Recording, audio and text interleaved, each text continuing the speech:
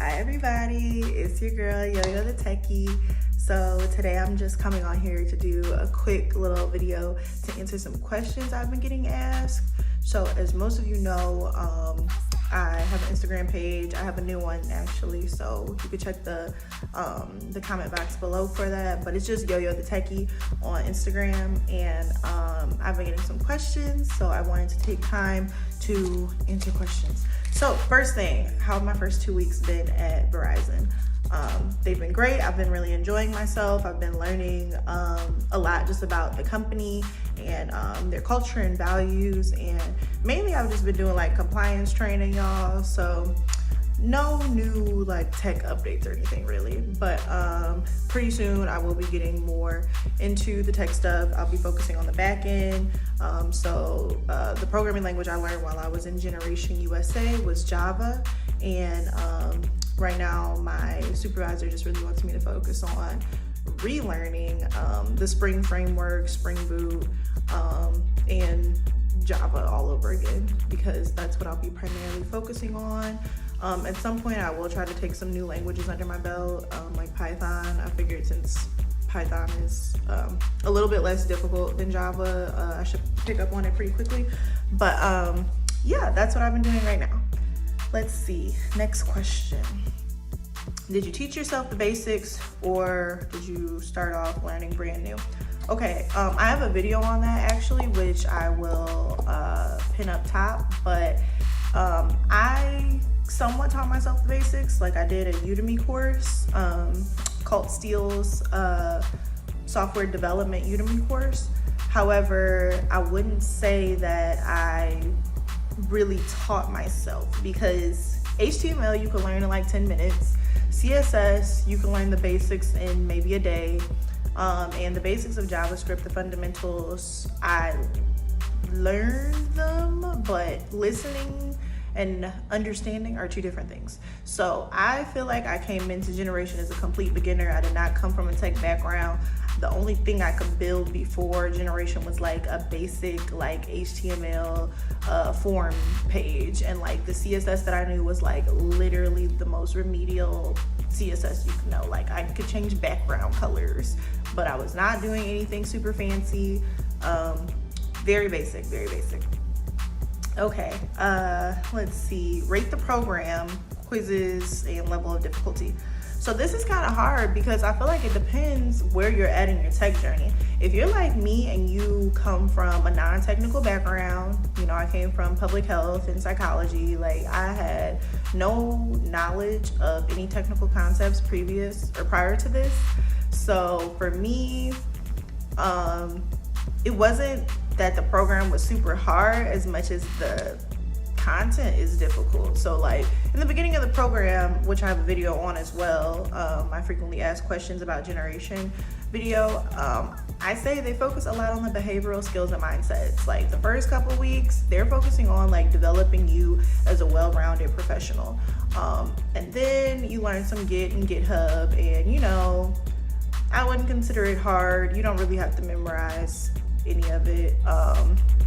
Then you learn, you know, the agile method. You learn about like Scrum and all of that. So it was pretty simple at first, but then when they jump into JavaScript, you know, I thought I knew something, and then you start getting into like promises and, you know, requests.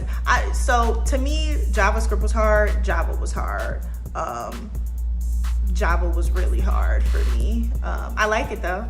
But yeah, it's really challenging for me personally. I struggled once we got to JavaScript and Java. I would rank that part of the program much more difficult than, you know, HTML and CSS, but I think that's because HTML and CSS are just the, you know, most basic languages that you can learn. As far as the program difficulty as a whole,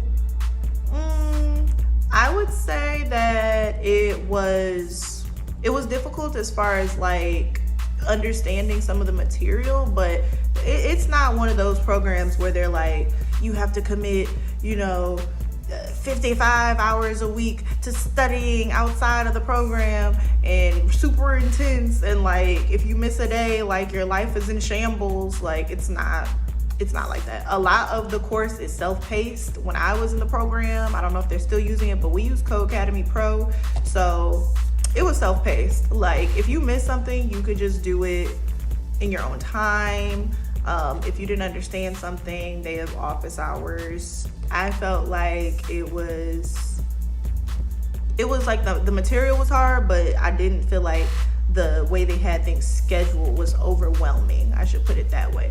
Other programs that I had looked at before Generation, like I was accepted, I should do a video on that. I was accepted into Coding Dojo, and that bootcamp teaches you like a bunch of languages. And I reached out to people on LinkedIn who like graduated from their program, and they told me that it was literally so overwhelming, that you learn so much that you don't even remember any of it, and that you basically just get the fundamentals of multiple programming languages, but you don't really gain any expertise in any of them.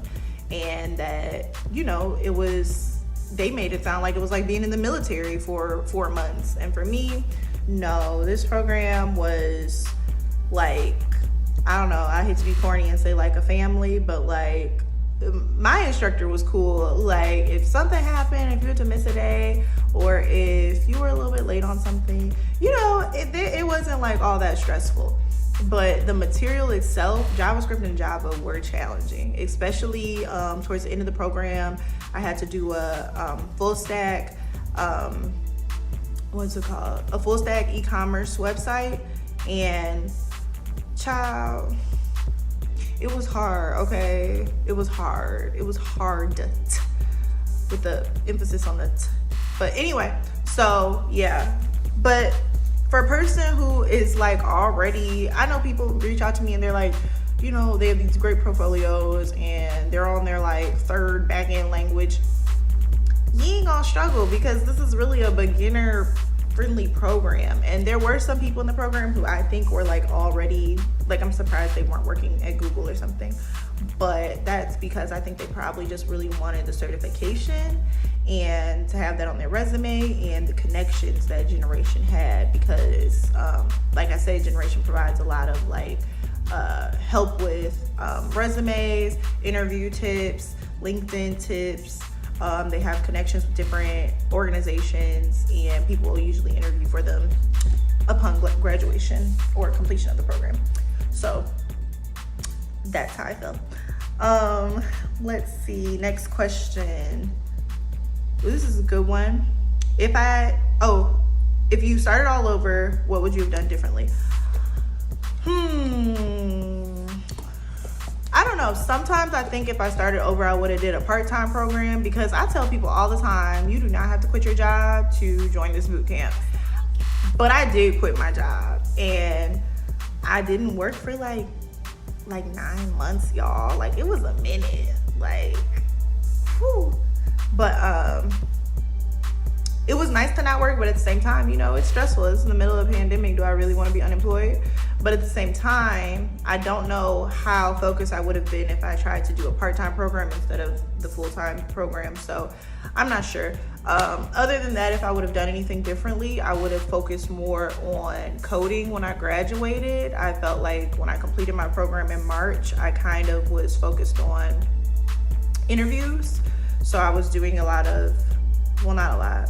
I did a handful of applications, and I was focusing on my interviews, and because of that, I wasn't spending a lot of time coding. So I literally haven't looked at any Java until like last week, and it's July. So don't be like me. Once you finish the program, you still need to keep going, stay in the loop, try to build some stuff on your own, try to just do projects by yourself. Even if you don't really know how, just try to do something, and stay in the loop so that it's not like you're starting all over again. All right, how did I know which program I should join? Somebody asked this to me on Instagram. So I knew which program to join because I was already studying software development on my own when I took the Code Steel's Udemy course, which I shouldn't say I don't recommend. I didn't find it beneficial. I struggled with that course. But because I took that course already, I knew in my mind I was going for software development. I didn't even know what cloud and digital marketing and cybersecurity. I wasn't even an IT specialist, whatever. I didn't even think about it, honestly. I just was like, software development. So when I found out about Generation, didn't even look at any other programs. I just went for that one. But I was in between doing just the front end versus the full stack one. But I decided to do full stack because it was only maybe 3 weeks longer than the front end program. And I was like, if I do full stack, I'll be more well-rounded, I'll know more. So I'm gonna go for that. So I'm glad I did full stack. Yeah, I'm glad I did, because I like Java a lot better than JavaScript, and I don't care for front end whatsoever. If you're good at CSS, good for you. Not I. Don't ask me to. People be DMing me like, can you build me a website? No, absolutely not. No, this is not that. Okay. What else? People have been asking me, does Generation have degree requirements? That information's on their website. I believe you just have to have a high school diploma. Many of the people that were like hiring, like the partnerships they had, like I could think of, it's a company called HCL, and they're based in like Frisco or Dallas area, and they don't want to hire people with bachelor's degrees. Like they had a job posting, and it was like one of their requirements was that you cannot have more than an associate's degree. So I would not let that deter you if you don't have a bachelor's degree. Don't think that you can't transition into tech. It's people who transition to tech all the time who don't have that. State requirements, people message me and ask if they work in Michigan. So Generation's website, if you go and click on the program, they'll tell you if they have like a national program, meaning that you can be in any state and complete the program. And in that case, it wouldn't matter where you're at. But for a lot of the programs, they are location specific, but plenty of them have the national programs as well. And they're all online, so you should be able to find a program that suits your needs. Last question. Okay, I've been getting quite a few questions about the apprenticeship program that I'm in, and unfortunately I won't be able to answer those questions for you. You will have to reach out to the placement manager at Generation USA directly for those questions. I just don't want to give anybody any misinformation, because I'm in the third cohort to complete this program, but every cohort is different. The length that the previous cohort went through is not what I've gone through. The training that they've gone through is not what I've gone through. So many things are different. I think in the past they didn't even, you had to live in a certain location, where now that's not necessarily a requirement. So I don't want anyone to base their decision off of any information that I give, and I don't want to give out any misinformation. So I recommend that you reach out to Generation USA, and they can put you in contact with the Verizon representative who partners with them. And outside of that, I also just want to say thank you to everybody who has congratulated me and let me know that they've been supporting me and everything. I really appreciate it. It is kind of like nerve-wracking putting all this information out here to the world. So thank you. I appreciate it. It keeps me motivated. But yeah, that's all the questions that I have for today. But if you all have any more questions, just message me. You could DM me on Instagram. Before you reach out, do take a look at my other videos, because I have addressed quite a few of the questions in like my frequently asked questions video and in some of the other videos I have on here. But thank y'all so much, and I will be back soon.